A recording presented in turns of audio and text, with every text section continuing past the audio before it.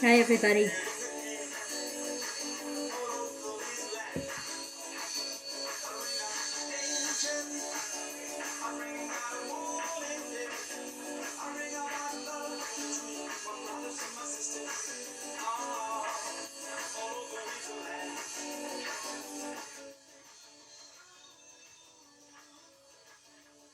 I don't know where to begin.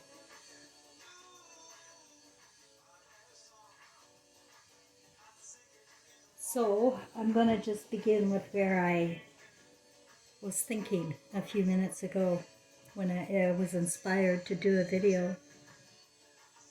Um, I encourage anybody who believes in me and my story to go ahead and watch near-death experiences on YouTube. I don't see too many frauds there.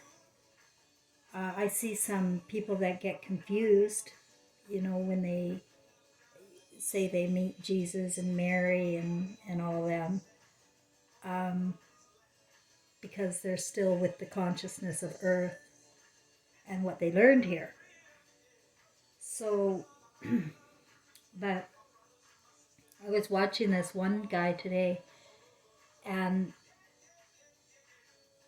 he was talking about this being a simulation for our spiritual development and advancement, because we're so far more intelligent than we know, and we're trapped in our bodies and our minds.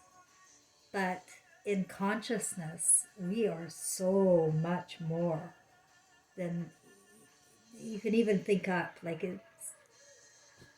it's mind-boggling.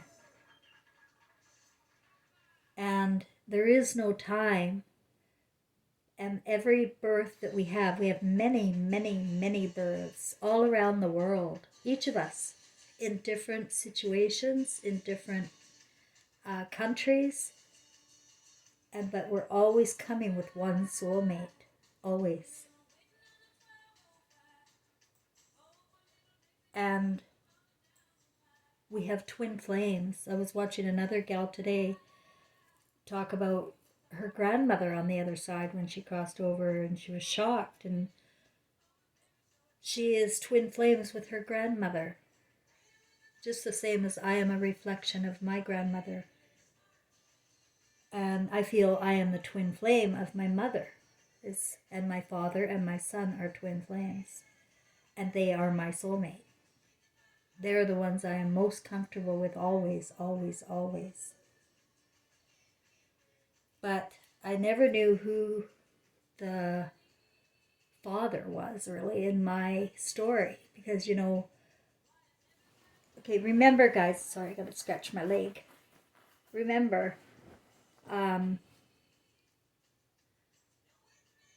we can choose our roles, and my story is Mary, and so many others too, but the ones in history that you know about, I can relate to you about them and their stories and what they're doing here, and what we're all doing here.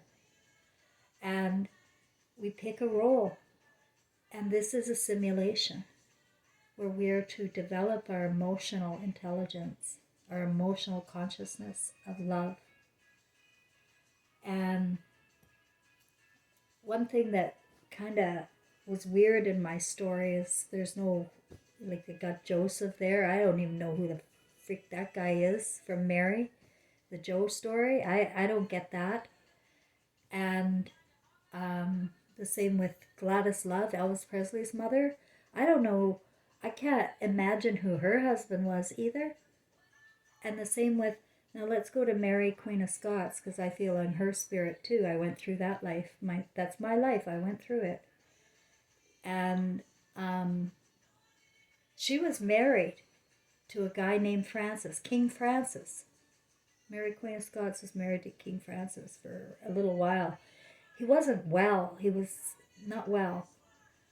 And they didn't have children.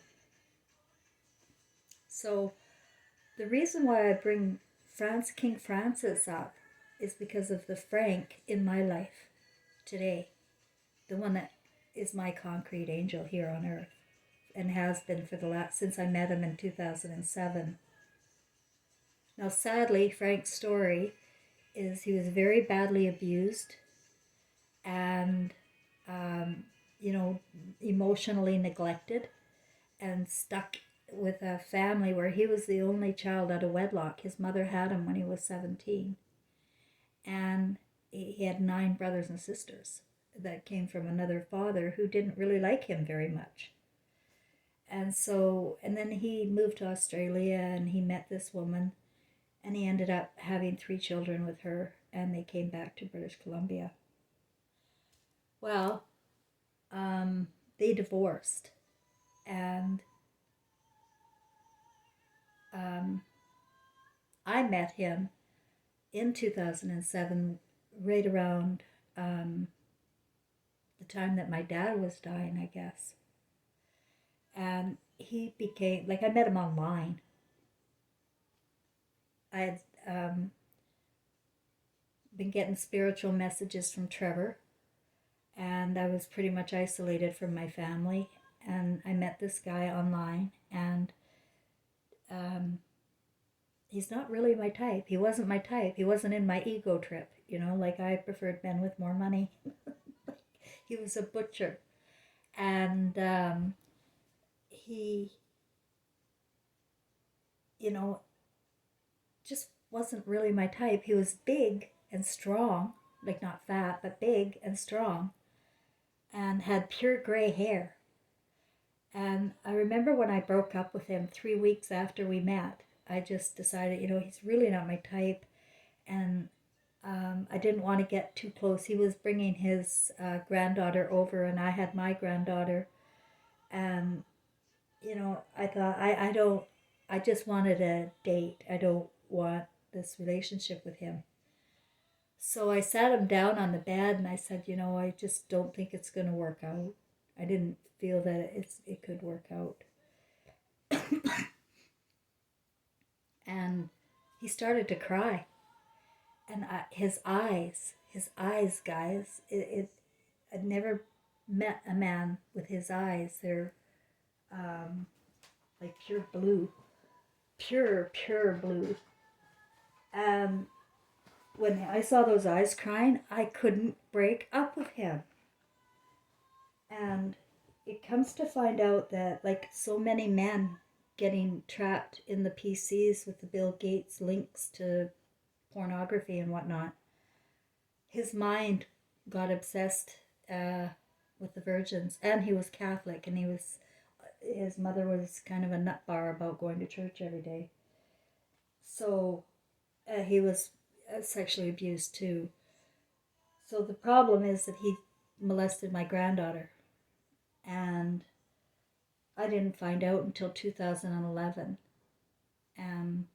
When I was living over at his house in Kelowna, British Columbia, he went away for the weekend to visit friends in another city for the weekend. And I had a headache and I went into his drawer and I found, because I figured I was looking everywhere for aspirin, and I found this CD with Caitlin's name on it. And I'm not going to tell you what it said on it, but I knew immediately that my granddaughter was damaged seriously by him. And I went into shock and PTSD.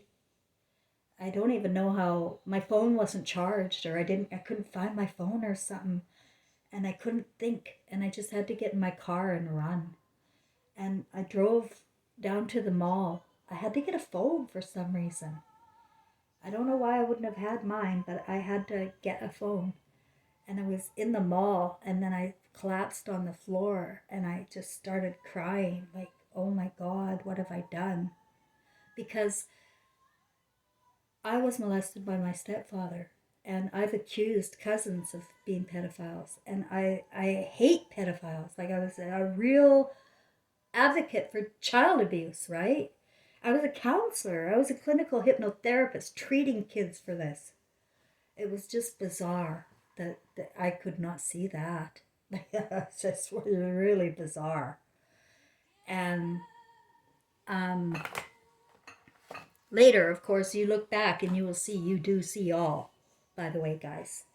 Like, I saw it all, but my eyes didn't connect to my heart or something. So, um, somebody picked me up and drove me to the police because that's what I was telling everybody. Like I couldn't believe it, and they took me over to the police, and I made the report. And then they gave me, like, they could see I was in a state of shock, PTSD, and they got this victim counselor who sat me down and talked to me. And it's the guilt, the shame, the the worry. Like, my world, my son was already dead. I'm to protect her. It just, it was beyond horrific in my feelings. And he went to jail for 2 years. And before he left, like, he phoned me and he tried to say how sorry he was. And like, my spirit's kind of weird. I don't know how to be a hateful human being. I really don't. I just said, like, I gave him time. I gave him, what do you call it? Not time. I let him talk to me, is what I did. I let him talk to me. And he, before he went into jail, he gave me his bank cards, his credit cards, his debit cards, the whole works. And told me to use it. He had been looking after me ever since 2007. And by then, I was completely dependent on him. I had just written my book, Evil Eyes, A Daughter's Memoir. And I had no, like, it's at the end of the book that I was able to put it in, what had happened here. He paid for the publication of the book. And when he went to prison, I started my training in clinical hypnotherapy, and I became a clinical hypnotherapist. So he paid for all that. I mean, there was no way in hell I would ever have a relationship with him again. But when he got out of jail, he started doing research. He started doing, just gonna, on pedophilia. And do you know, less than 2% ever go back to jail if they're caught. If they're caught. What it is, it's a mind trap. It's ML. It's control, mind control, that they've been doing on the computers and television, and you know that you connect that to your little senses there. Um, I told you, children aren't safe here, and that's why we're not coming back. Children aren't safe. So it was when he got out of prison. I had found this condo. By then I was making good money as a clinical hypnotherapist, and I found this condo in West Kelowna, 2-bedroom overlooking the lake. It was a dream condo, really. It was a resort with pools and gym and the whole 9 yards. And I was living there when he got out of prison. And he came over and I said, I was so petrified of him coming over. Like, I did. By then, all my family had abandoned me. I had nobody. So I was open to what he was saying too, because he was seriously remorseful. And like a little boy, you know, to me, in my mind, he's like a little boy. And so I am very forgiving like that. And although I wouldn't be able to have a sexual relationship with him again, I could be his friend. And he certainly has been my friend. I mean, he's been my only friend. He's been through with my dad dying. He's been through with my mom dying. He saw my whole family. He really gave my brother shit once for the way he was treating me when my dad was dying. And I've never had that kind of a protector in my world except him. And I didn't really value it all until this year. I just thought, he doesn't know what he's doing. He doesn't know that he is a concrete angel for me and part of our story. And I believe Frank was King Francis. I really do. I just feel that in my heart with no evidence or anything. I looked up a picture of King Francis and I thought, oh my God, not very attractive, but beautiful eyes. Like, I just, um, I feel that knowing that this is a simulation and we've all lived many lives and many different stories, I want to share this with you to give you hope and that this is just a story that we're going through and all is forgiven. Immediately, all is forgiven. But the problem is our own shame of what we do. It's like I told you, I went through my movie, and it's like going through your life again. Only you see it all, and this time you know when you turned your head. Like when I saw my son being molested by my husband, I had no idea. That's just the cherry on the cake in 2016 when I found that out. That I was targeted only for my 4-year-old boy.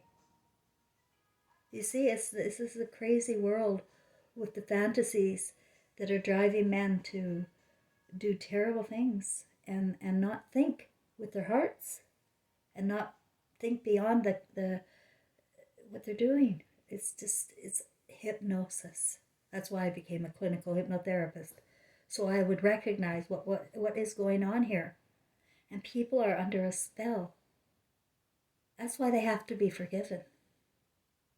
Everybody has to be forgiven for everything. And if you can get there, guys, if you can get to that place where um, you just have no animosity or worry about anybody else's story except your own. Your own story is the only one that matters, and how you feel and how your conscience is going to affect you.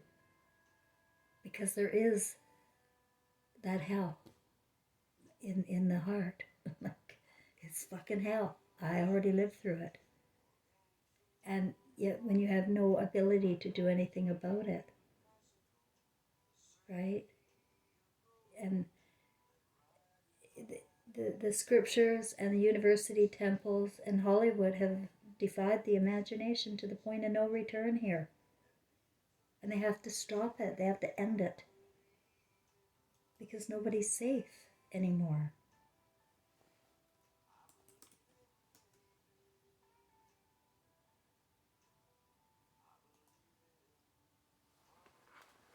There he is. That was in 2007. He's 10 years older than me. And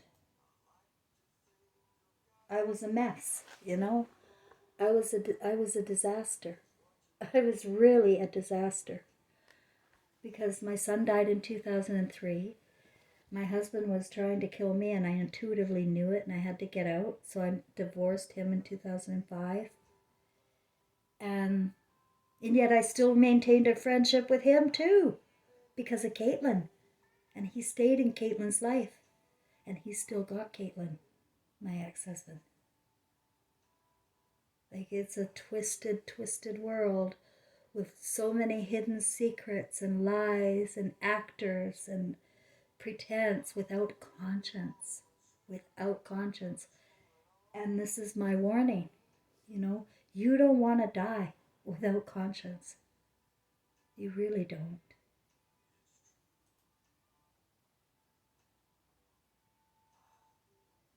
The people that hurt us the most are the ones that probably love us the most. And I feel that Frank is my eternal husband. I really do. You see, it doesn't have to be in the same bloodline here. This is just DNA and bodies and temples. It's the consciousness that moves around. And I told you that I felt that Elvis Presley's twin brother, the one that died in infancy, is my father, who was born Easter Sunday, 1939. And I always said, "You're Elvis Presley, you're Elvis Presley." I always said that. And it's probably a twin flame thing there too. Like, I don't know. But I know that we changed who we are in each costume too. Trevor wasn't Jesus. Trevor wasn't King James. Trevor wasn't Elvis. Trevor was Trevor. He is a little ADHD kid who ended up in the newspaper a lot of times when he was a child and an adult. The last newspaper article was Trapped in Flames. And that's his story. Every time he has a new story. One may be famous, right? Like the ones we read about in history, like Elvis Presley, but the other one won't be. And all of us have to understand to worship one spirit is stupid because we always change our roles. The only thing that stays the same is our spirit, our souls, and our advancement in that realm, in the realm of our real consciousness. The more connected you can be to your real consciousness, the higher you can fly, really. Just going to find another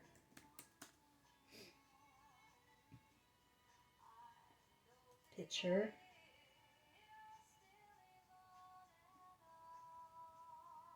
I don't know how to find pictures in here.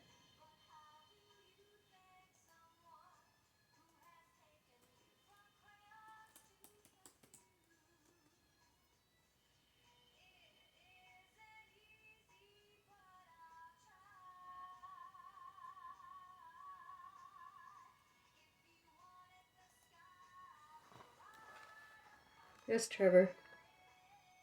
Elvis Presley. King James. Jesus. Yes, I'm saying it. I own the story.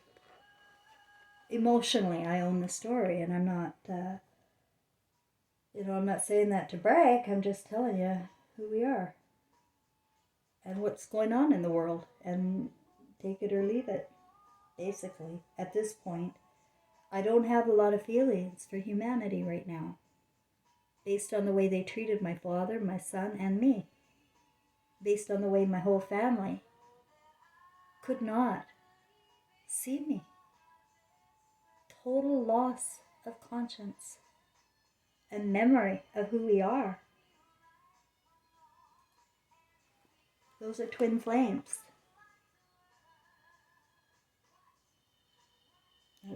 And we are hurting our own families over and over. We're destroying them. And we're being very remorseful and have to come right back, guys.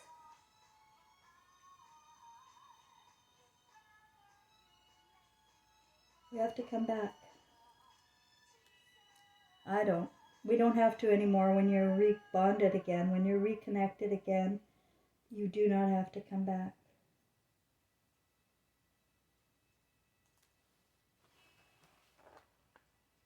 Every picture I have, every experience I have relates to my amazing story. You don't know the whole story, so, and you don't know the whole story, so you don't believe in people. You start believing in people when they're telling you something outside of the box. You have to.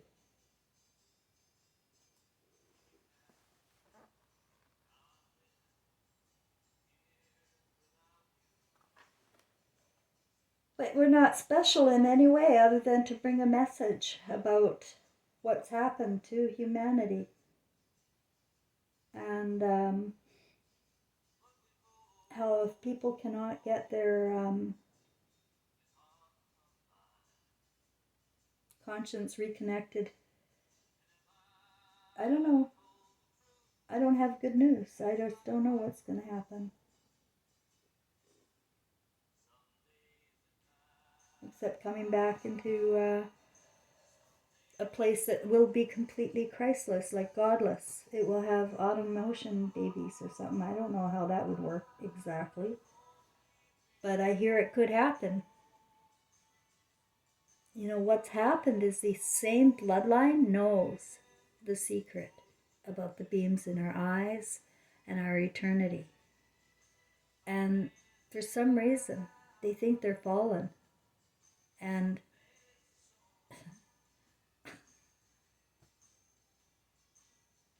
so they refall every life in their family, right? But you don't have to. Nobody has to. Everybody has a chance, even the Rothschilds. I'm sure of it. Unless they're another, unless, because I don't know for sure. I'm just speaking from my spirit.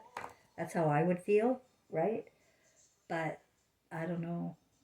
I understand there could be something else there that has hijacked our imaginations, starting with scriptures, Greek philosophers, and all of the mumbo jumbo they teach you at university. It's all a brainwash, and it keeps you away from conscience, and it makes you focus on titles, judging, power, and money. And that's becomes the belief system. That becomes the be all and end all. And you beat the shit out of people that don't have that belief system.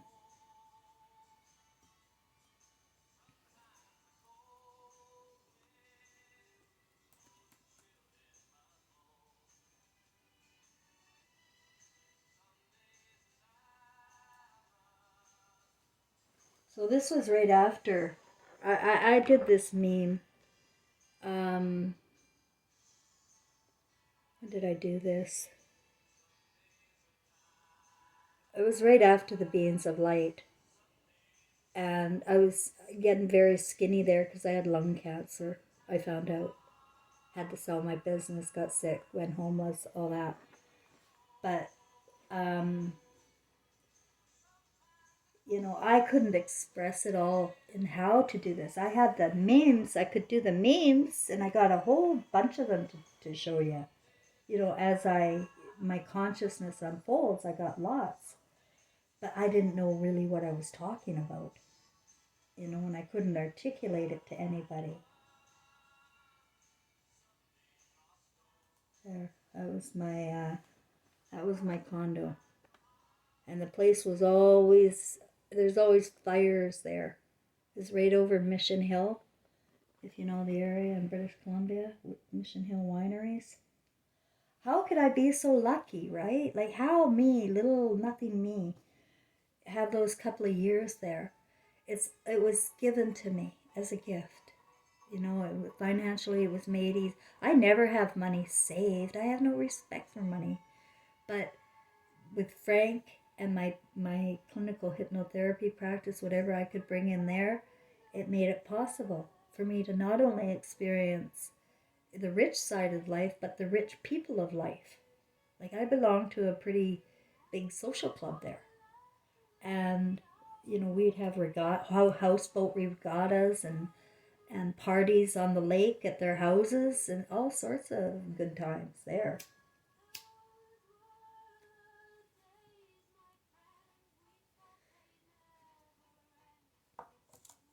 But I'm going to tell you something.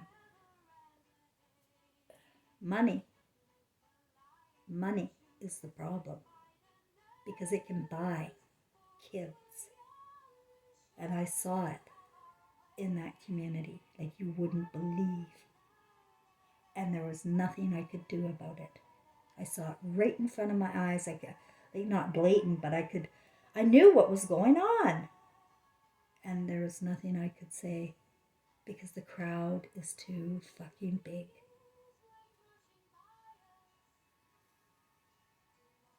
It's a cesspool.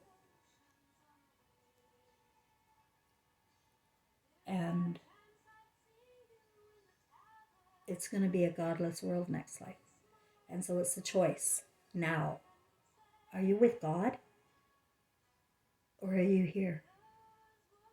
Because this will be hell. And that's how hell works out, through the imagination, manifesting it, fantasizing about it. It becomes it in reality. That's how fucking smart we are. We can manifest anything. I would like to manifest the Jetsons. Some guy commented about that. I remember that cartoon. I said, hey, that's our reality. I did when I was a kid. I said, that's real. I forgot all about that until my subscriber there made a comment about it. And we could do anything we want, but they're doing it and they're inventing it with creative producers, making their minds go dark, their right brain go dark and perverted to create for television programming. It's genius what they've done. It's genius. But that's why you have to be able to forgive everybody and everything. It's a story. We're in the story. But the person you're really going to have to forgive is yourself. Because that's the only one that's judging you. That's the only one that's going to judge you. Is you.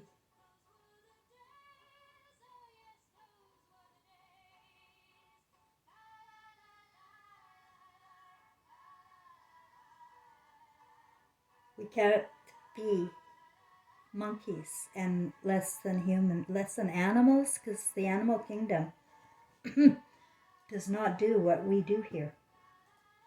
They just don't. And if you think about it, what people are doing with so many different partners now and different genders and all of this dressing up as I don't know what, you really got to look at it with a critical eye and realize that this is going to get worse the next birth. And if there is no connection to God, then there is no connection to God. And you can count on that. I mean, it's hard for me to say those words, but I've got to. It's a simulation here. We're to develop love. This is going in the reverse. It's in some sort of spinning ball reverse kind of. It's got to flip 180 degrees in the thinking. And if we can't, then, nobody's going to die. Don't worry about it. But, and that's what we say every time we die. We don't worry about it. Don't worry about it, because we're coming back and we'll fix it. But every time it gets worse and we can't fix it. Now beyond scriptures, we got all the education all day long.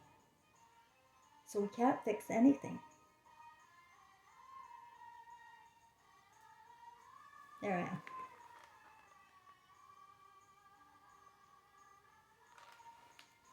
Yeah, I was surrounding myself with stars. I was in PTSD then. I was acting it out. My spirit was acting it all out without worrying about it, without telling the story. I didn't tell my YouTubers my story yet. But I was still acting it out in my spirit. I am me. I can't act out anything else but me. Do you know what I mean? I asked myself, what are you doing, Cheryl? What are you doing? Now I know what I was doing. And every step of my way, I know what I was doing now. And it's kind of fun, to look back. And I'm going to have a good laugh at my movie now. A laugh and lots of love. I've reconnected. And that's what I'm here to tell you to do. Reconnect and be who you authentically are. If you still don't get it, I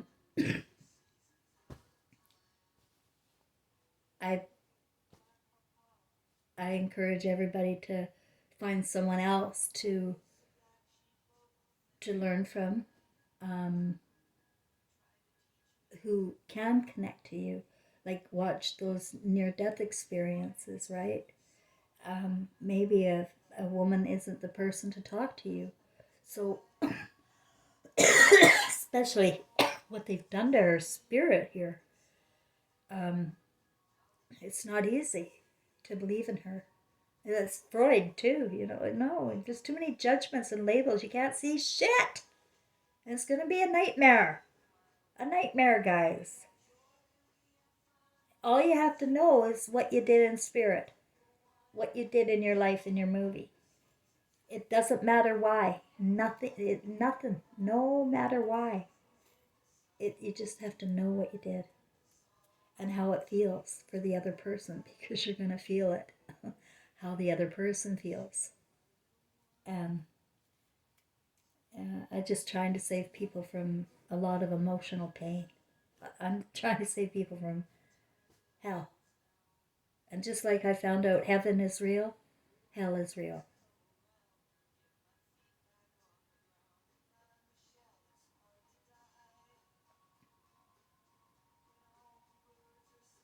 So I recommend people allow themselves to be in a role now. Make one up in your head. Program your own brain. Drop thoughts from before and program your own brain to be the best version of you that you can imagine. You know what, guys? Um, I am told that like I don't get views, I don't get shared around. People don't see me in my because I have the truth, and I made a lot of noise on Facebook and Twitter, and so they're on to me. And um, unfortunately, I don't get views, but apparently everything is perfect. I have the perfect amount of subscribers on a given day, and the people that like I can see that the subscribers come and go, um, but it usually, it's getting better than it was.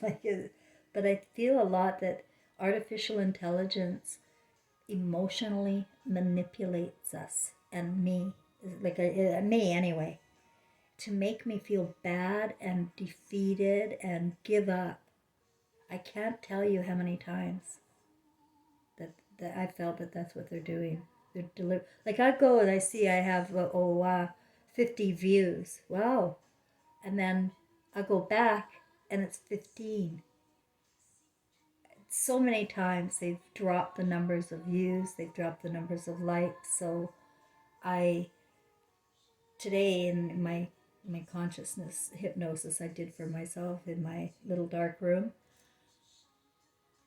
I asked about that. And because it really can bring you down, right? I told you I get down, and but it's on purpose. Everything is gonna be known to me later, but I don't have to worry about nothing, and I gotta stop worrying because it blocks me, and that's what I'm gonna be working on now. Not letting artificial intelligence make me feel anything. And that's what we've got to do too. When you know you're up against a lie, well, okay, we got to accept this because I'm not changing anything, can't change it. But I can accept it and I can get my blocks out of my brain. And that's how to do it. And I told you I'd be honest throughout this whole thing. And when I am learning something, you're gonna learn it through with me. And that's the whole point of me being here. I mean, my whole career was life skills and counseling and clinical hypnotherapist and a human resources manager and in criminology, worked at a youth detention center. I've been through it all. I'm Forrest Gump, really, in a feminine sort of thing. And not really Tom Hanks, that's a fair. But he's a role too. He's they're all coming back and they're all gonna be in their hell. So I wouldn't even worry about what if you know of evil people like I do, I don't even think about them. They're not even in my head. The until I have their sorrow, I don't have their feelings.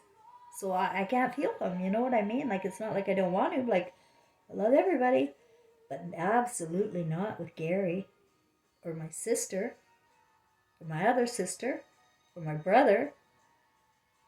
They have to come to me before they die. And I can't see it happening. You know, they're in Kelowna and all that, right? That's a bad area. That's a very, very brainwashed area. So, um, but maybe because I'm here for a reason, maybe I can help you guys and the few people that do get to see me and get something out of what I'm saying and take my story and run with their own. Like, get out of my story. Don't tell me my story's wrong. Don't ever tell me my story's wrong. Because I am responsible for my beams in my eyes and the truth that comes out of my mouth. And I wouldn't lie. My mother made sure of it. That's why I wrote the book. She was brutal. And I would never lie, never steal. I used to be afraid being in the room with a purse because my father had stolen, and I stole as a child, and she projects that and she magnified it, and just no trust and always calling you a liar. So uh, you can count on my honesty, and you can count on my own consequences if I'm wrong, right? I have none. I am of God, and you are of God too. Trying to tell you that. We all are as babies. If we were all babies again, we'd get along fine, wouldn't we? Think about it now. Hey? If we were all babies, we'd get along, wouldn't we? So let's go back there. Be babies. Remember who you are, the games you played, what you wanted to do, who you loved, and be reconnected. Welcome home. Have your reunion here and have it in heaven. Okay? That's how it works. You've got to have a heart to go to heaven. And I don't know what the 10 commandments of ego are. I know what the 10 commandments of hell on earth are. But the 10 commandments of ego, the first one I would say is live in the truth. It's not in God thy trust. It's I live in the truth. Okay? And conscience. Live with your conscience. You've got to find a way. If you've done things that worked against your children or partners, or you were the one acting out for greed or perversion or whatever, you're going to have to find a way to bring it up. I don't see a lot of that happening, but I know a lot of people watching me over this last year have reconnected. I can't count now. There's so many.